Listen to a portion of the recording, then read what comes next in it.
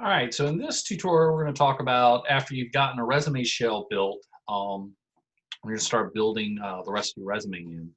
And we'll save the hardest for last. Typically, I usually say do the hardest first, but in these tutorials and trying to get you guys wrap your head around the design resume, it's going to have to be the other way around. So the hardest is accomplishments. So we're going to turn those off for now because we're not even looking at them.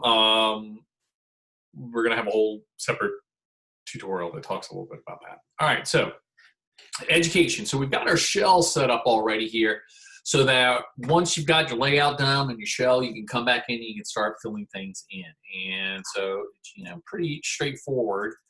We'll use a Delgado degree first. And one of the things that we want to get across here when we're filling out education, again, keeping that audience in mind, that HR person that's looking to see if you got the degree that you need, and then that prospective employer that's looking to see if you got the degree that you need. And technically, they're not even looking at that. The HR person is proof up to this point, then they're just going to quickly skim all this because it's already been approved and someone's already read it. They want to know the degree. They don't care where you got it. They don't really care when you got it. They just need to know the degree itself. So for Delgado, we're going to use, it's an AAS, Associates of Art and Sciences, Visual Communications.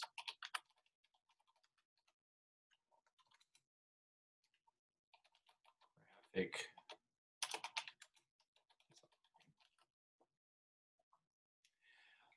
So that's all they really need at this point. They just need to know what the degree was in. You can list underneath it where you got it at. It's not as important though. Now you can put the year in if you want after as well. Again, not as important as will be, let's see, we'll put another one in.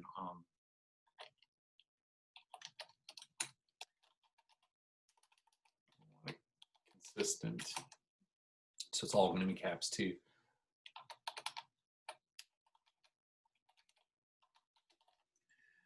CTS and digital photography, and again,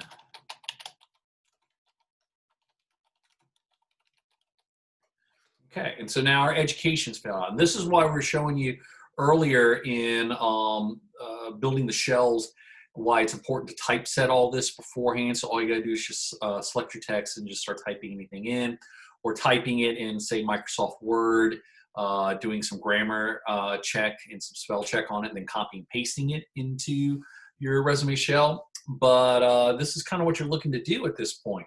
And so let's move on to skills.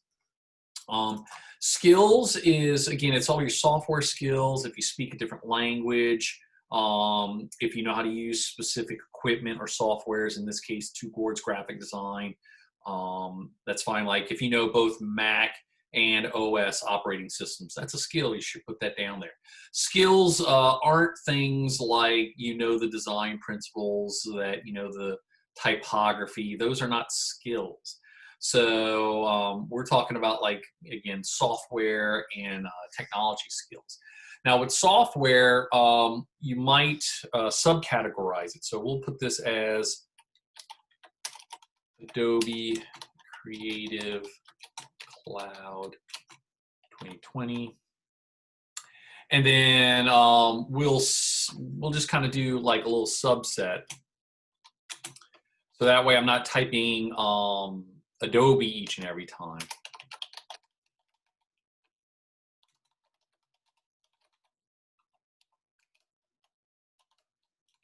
InDesign is a capital I and capital D.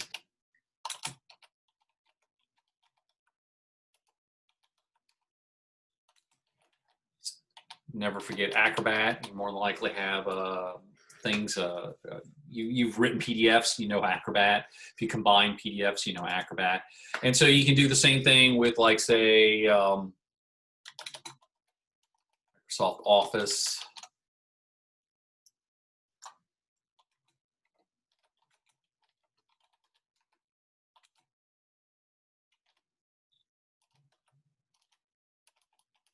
actually, we'll do it like this since we already have MS on there.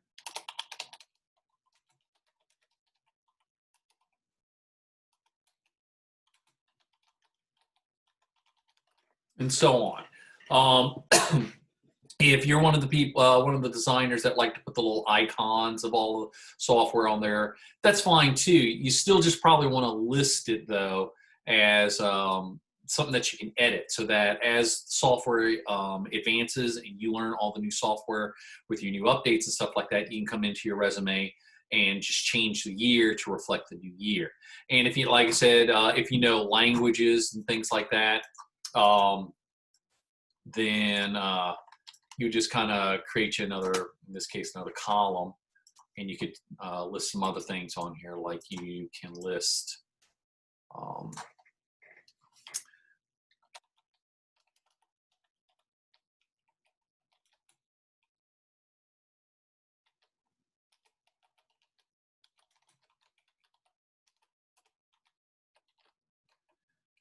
and we'll add another. We'll do Windows OS. All right. And so now our skills are done. And again, you know, the importance of having the shell is so that we can come in and kind of tweak these things. All right, so work experience. Most of the time when they're looking at this kind of stuff, what they're looking at is, do you have enough work experience? Have you been working long enough? That they know that you understand the very basics of what a job is asking you to do. And so the year becomes important at that state, is that they want, because they're going to do, the HR person's going to do the quick math to figure out how long you've been working at some place. You can list it as starting off with where you are to present and go back chronologically, or you can start off where your job will, earliest job, and then walk backwards. Typically with work experience, you usually don't need more than about 3 or 4 on there. You don't have to trace it all the way back to your very first job in high school or whatever. Starting out, most students in my experience, they get nervous about listing stuff like, you know, that they worked at Burger King or whatever. That's unimportant. You know, they just need to know that you work and that you have worked, and then you're not just, you know, fresh out with 0 work experience. Because with them, work experience means that you understand the concepts of showing up for a job on time, doing tasks that you're being asked to perform, working with other people, sometimes working with other people on a single project, and how well you work with other people. That's what they're looking for as work experience. How long have you been exposed to those kind of environments? So that can happen at a Popeyes and that can happen at a printer. It doesn't matter. Of course, as you get more and more work experience related to the field, then you can start dropping off some of those earlier jobs. And the only time when you're filling out these is they really don't, like I said, if you worked at Popeyes, they don't care. They know everyone's got to start off someplace. So when we say don't care, it means that you don't have to go into details of what you did at Popeyes. So we'll say, we'll do Popeyes since we're mentioning it. And we're going to do it as a subhead, kind of like what we're doing with our dashes here. Popeyes. They don't need the addresses. They don't need to know managers. And like I said, they don't need to know what you did there. It's a fast food store, so it's really not much. Only time that you would list something is if you were a manager or a shift manager, an assistant manager. That's a little different because at that point you are managing people, and that's a valuable work experience skill that you can train people and manage people. Only time you would be describing things that you've actually done is if it's field related. So we'll do, for say, our next job, you worked at Pell Hughes Printing, and we'll put that you worked in the print department, or actually we'll say it's the print art department. So now we're talking about something that's graphic design related at this point. So they may want to know a little bit more about what you did there.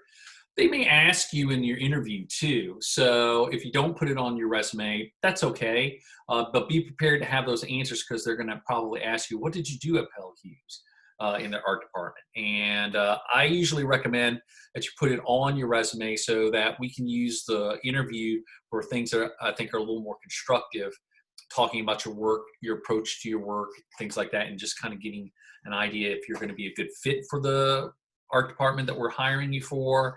And if this art department's a good fit for you as well. So we could, we'll just put, say,